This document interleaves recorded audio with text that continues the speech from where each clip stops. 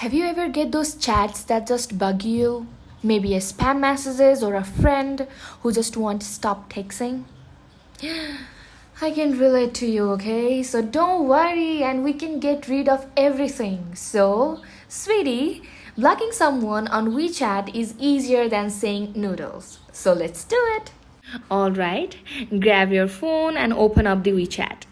Look for the contacts tab. It's on the second icon from the left on the bottom bar.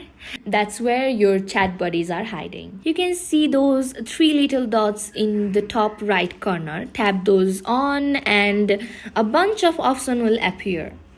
Look for the one that says block and think of it as putting your phone on silent, but just that one person.